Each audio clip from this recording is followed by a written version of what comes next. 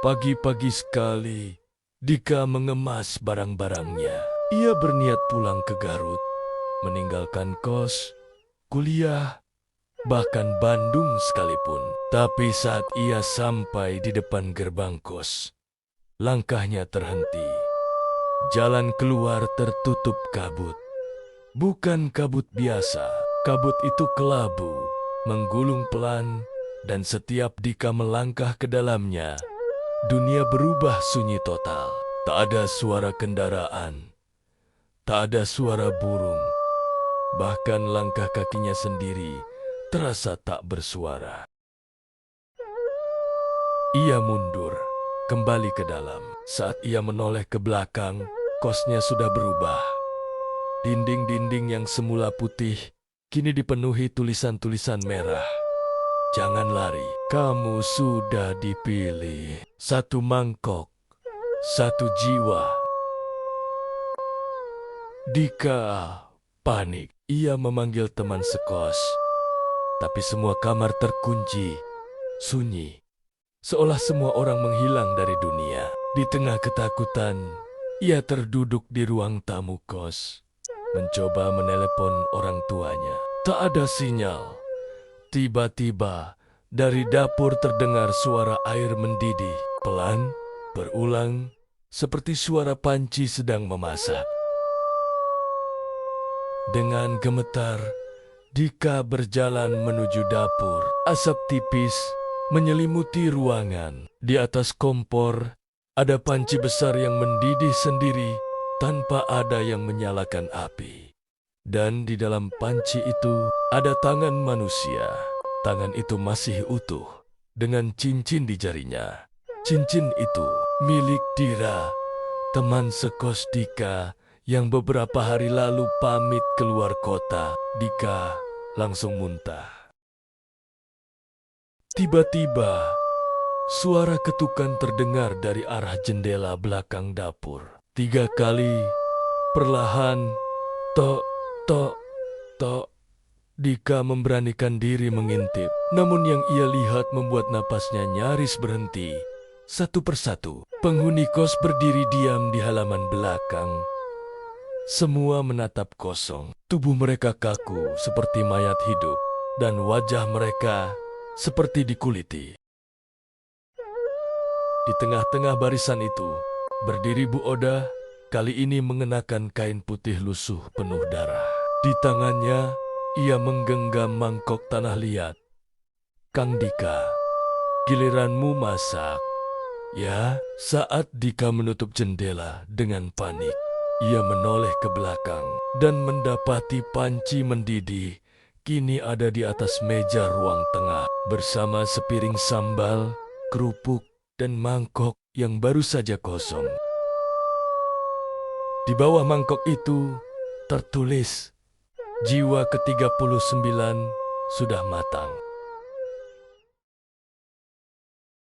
Dika kabur dari kos dengan tubuh gemetar dan nafas tersengal. Ia berlari menembus kabut, tak peduli kemana arah tujuannya. Ia hanya ingin menjauh dari mangkok terkutuk itu. Dari Bu Oda, dari semua yang sudah tidak masuk akal. Namun tak peduli sejauh apa ia berlari, ia selalu kembali ke tempat yang sama. Di depan matanya, kos-kosan itu berdiri lagi. Kabut seakan memutar ruang dan waktu. Dunia seperti terjebak dalam satu lingkaran. Kamu sudah masuk ke lingkaran dapur. Suara itu menggema di udara tanpa wujud. Tapi nadanya seperti tawa kecil anak-anak bersahut-sahutan dari balik kabut. Tiba-tiba, dunia sekitar berguncang. Lantai di bawah kakinya merekah dan ia jatuh bukan ke tanah, tapi ke dalam dapur besar berwarna merah darah. Tempat itu bukan dunia manusia. Dindingnya berdaging. Kompor menyala dengan api hitam.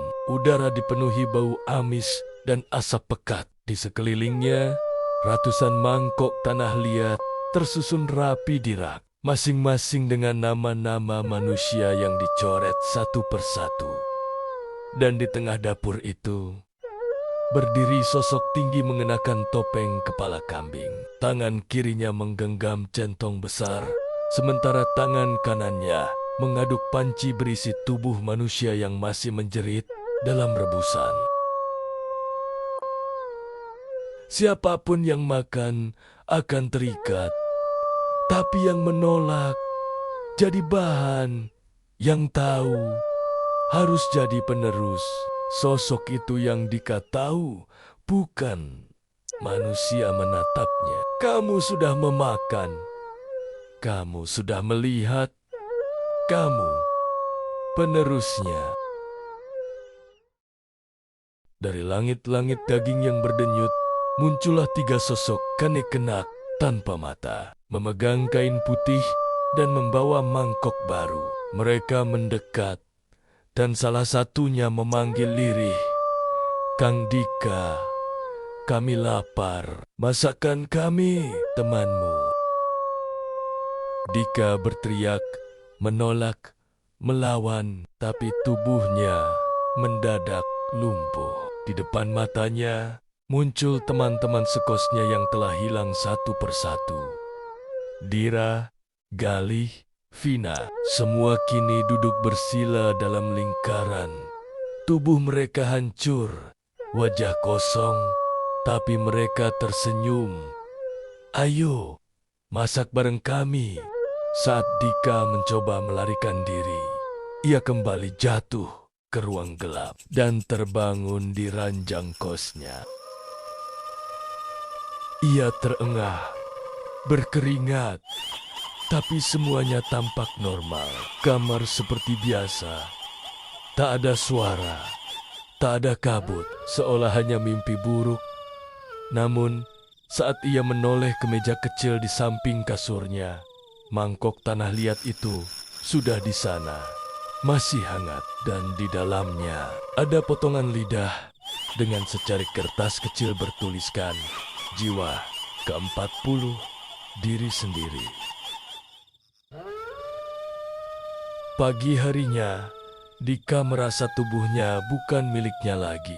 Ia lemas, suaranya serak, dan lidahnya terasa kebas. Ia coba bicara tak bisa. Saat ia bercermin, lidahnya memang masih ada, tapi berwarna hitam. Di dinding kamarnya, tulisan dengan darah kembali muncul meski semalam sudah ia bersihkan. Jiwa yang menolak harus dihapuskan. Sekali masuk, tak bisa keluar. Dika merasa harus mencari jalan keluar yang lebih besar. Ia teringat akan seorang dosen kampusnya, Pak Dharma, seorang akademisi tua yang konon mendalami kebudayaan Sunda dan mistisisme lokal. Tanpa pikir panjang, ia mengunjungi rumah Pak Dharma di kawasan Dago Pojok. Pak Dharma, setelah mendengar kisah Dika yang terbata-bata karena lidahnya lumpuh, terdiam lama. Ia lalu berjalan ke rak bukunya, mengambil satu kitab tua berbahasa Sunda kuno. Warung Bu Odah itu bukan warung biasa. Itu bagian dari lelaku pesugihan lemah Poureus, dapur gaib yang menuntut jiwa muda yang penuh semangat hidup untuk dijadikan bahan persembahan. Dika menggigil mendengar istilah itu. Lelaku lemah, Poureus ritual, sesat yang menggabungkan elemen tumbal manusia dan pengaburan ruang nyata. Menurut Pak Dharma, dapur Bu Odah bukan lagi milik dunia ini. Ia berdiri di perbatasan antara dunia manusia dan ruang dapur penjaga rasa, tempat entitas pemuja kelaparan menetap. Setiap mangkok yang keluar dari sana, lanjut Pak Dharma, membawa bagian dari jiwa yang dikorbankan. Siapapun yang memakannya akan ikut terikat dalam kontrak gaib. Dika pun bertanya, apakah ada cara untuk keluar dari lingkaran ini? Pak Dharma menjawab pelan. Satu-satunya cara memutus rantai pesugihan itu adalah dengan mengembalikan semua jiwa yang telah dipersembahkan dan membakar dapur asalnya. Tapi untuk itu, ia menatap mata Dika dalam-dalam, lalu berkata tegas, "Kamu harus masuk ke ruang dapur itu secara sadar dan jadi tukang masak terakhirnya. Lalu bunuh diri sebagai tumbal pamungkas.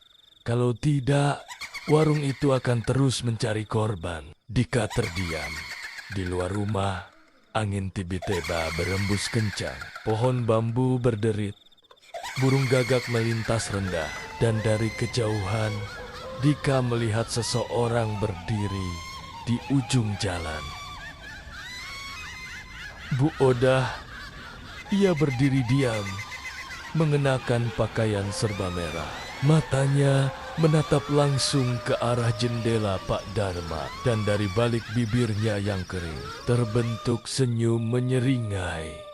Pak Dharma menutup kitabnya pelan. Dia tahu kamu sedang mencari jalan keluar.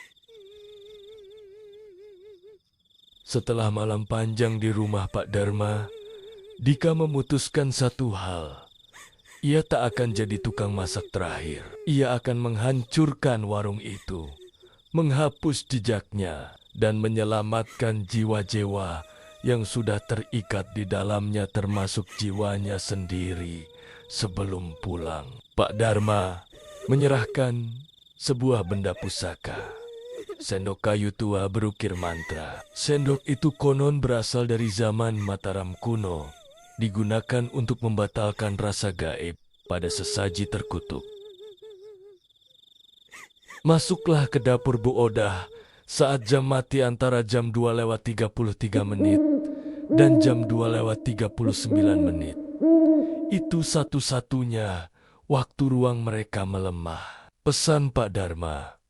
Malam itu, Dika kembali ke warung seblak Bu Odah.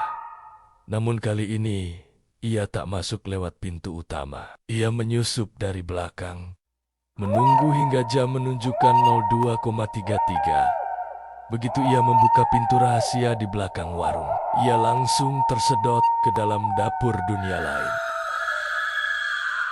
Namun kali ini, semuanya berbeda. Dapurnya berubah, lebih besar, lebih hidup. Dinding-dindingnya berdaging dan berdenyut. Rak-rak mangkok menjulang seperti menara tulang. Di atas meja batu, tergeletak buku catatan resep yang tampak baru tertulis. Tangan dan masih basah darahnya. Resep ke-40. Dika. Dan di bawahnya, langkah demi langkah. 1. Pisahkan lidah dari tubuh. 2. Didihkan rasa takutnya. 3. Tambahkan ingatan masa kecil. 4. Aduk dengan jeritan. Terakhir, 5. Rebus bersama keputusasaan. 6. Sajikan panas-panas ke entitas pengganti. Dika nyaris muntah, tapi ia tahu apa yang harus dilakukan. Ia berjalan ke tengah ruangan, mengangkat sendok kayu pusaka, dan mengguratkan simbol penolak rasa di atas salah satu mangkok tertua yang bertuliskan Jiwa Pertama, Bu Odah. Tiba-tiba, ruangan berguncang, mangkok-mangkok di rak mulai pecah satu persatu. Jeritan bergema dari dalam dinding. Aroma amis berubah menjadi bau daging terbakar. Dan dari sisi terdalam dapur, muncul sosok asli, Bu Odah. Wajahnya bukan lagi manusia. Matanya berlapis hitam, kulitnya kering seperti kayu gosong. Dan tangannya memegang kepala manusia utuh, masih meneteskan darah. Kamu mau merusak resep terakhirku. Kamu pikir kamu kuat. Kamu milikku sekarang. Dika menancapkan sendok kayu ke dalam panci pusat panci. Asap hitam meledak, dan sesaat ia melihat jiwa-jiwa yang selama ini terperangkap mulai keluar dari mangkok, berputar di udara, memekik, lalu lenyap ke cahaya putih. Bu Odah meraung.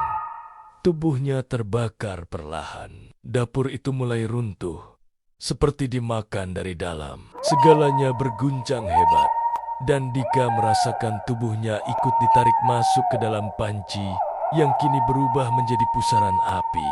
Sebelum pingsan, Dika mendengar satu suara lembut, seperti bisikan dari langit. "Kamu belum selesai. Satu mangkok lagi, jiwamu sendiri."